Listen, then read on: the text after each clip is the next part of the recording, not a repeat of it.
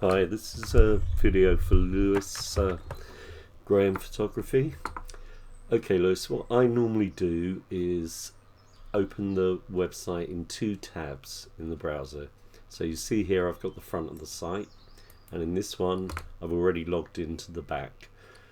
The reason I do that, if you refresh that page on there, you'll actually see it's logged in, but because you'll see the WordPress things at the top here, but you'll be able to see the page much quicker to see any changes that you've made.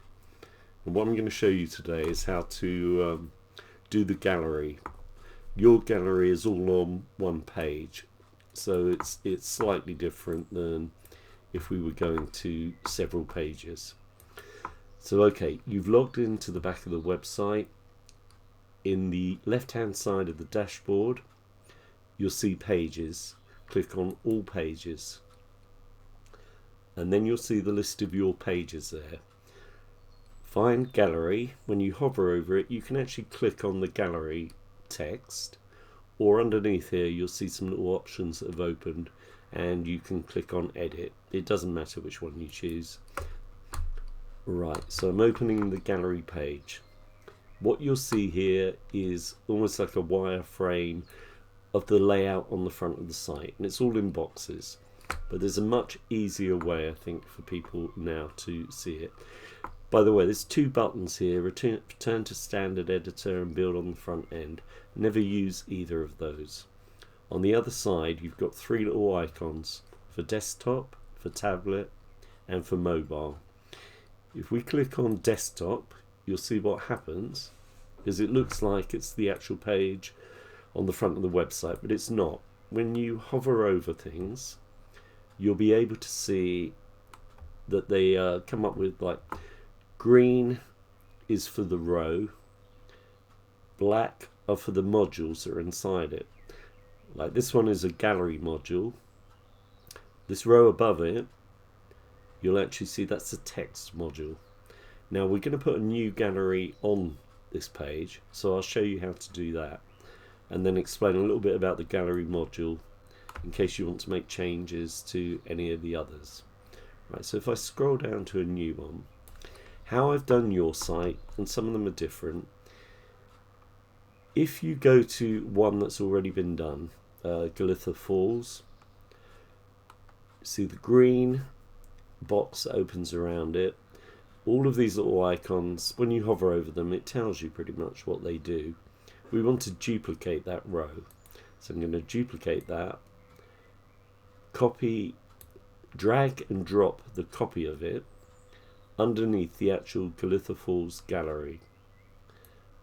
Then I'm going to take a copy of that row with the gallery in, so you hover over that and duplicate the row. I'm then going to use this little plus icon to move the row and drag that under the text. Then what I'm going to do is literally just change the content for both of those. Now you did send me a WeTransfer file with what you need in there, so the gallery is going to be called Rob Cunningham, sorry. So if I just copy that name, go back to the website, and instead of Galitha Falls, I'll copy and paste that. Be very careful when you do this. You've got two options in the text: visual or text. Go for the text, Lewis. It's much easier, but make sure the text that you copy and paste or type directly goes between those two little bits of code for the H2 title. So I'm going to paste that, and now we've got Rob Cunningham. There's a little green box down here which you tick, which will save that change. Now the gallery, you find the module for that. So hover over the row, wait till the black menu thing comes up for the module. Click on module settings, which is that little icon, and that will bring up the previous gallery that we've got. So we don't want that, so delete each one. When you hover over the images, there's a little bin sign and just click them all until they're gone. Now that's going to leave us with an empty gallery. So you'll see now there's Add Gallery Images. Click on that. It will bring you to your media library. That's where all of the images that are uploaded to the site are kept. But we've got new ones to add. So over here we've got Upload Files. Click on that. Then click Select Files. That will take you down to your PC, and you locate whichever folder has got all of your new images in. So I'm going to select all of those. Open. It'll be a little bit slow because they're quite heavy images, but you'll see there's a tick box for all of the ones that are being uploaded, and they will actually take a little while. There's one come now. I'm just going to pause this while they all upload, but it should only take a couple of minutes. Right, I'm going to resume the video now. As you can see, there's just one more image to upload. All depends on the speed of your internet. And they've all got ticks. Over here on the right hand side down the bottom, you see a little button select. So select that, and you'll see all those images appear there. Various things that you can change. I've set the image count at 40.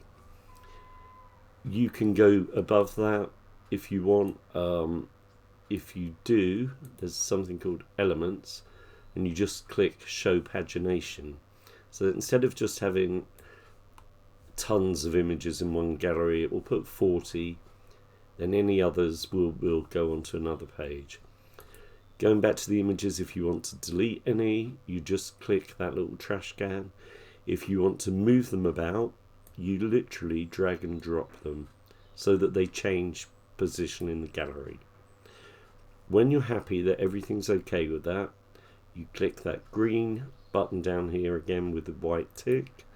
That saves the changes. Scroll up to the top of the page on the right hand side, another green button called Save, and you click on that. You'll see while it's saving there's a little circle that whirs around just to let you know it's doing something. Over here you can see the page has been updated. If I go to the tab that I've already got open for gallery, I'll refresh that browser page, scroll down, and you'll now see the Rob Cunningham gallery is included there. I've got separate videos for text and images that I've already done for other people, and I'll send you links to them. But I think that's all you're actually going to need for now for the gallery.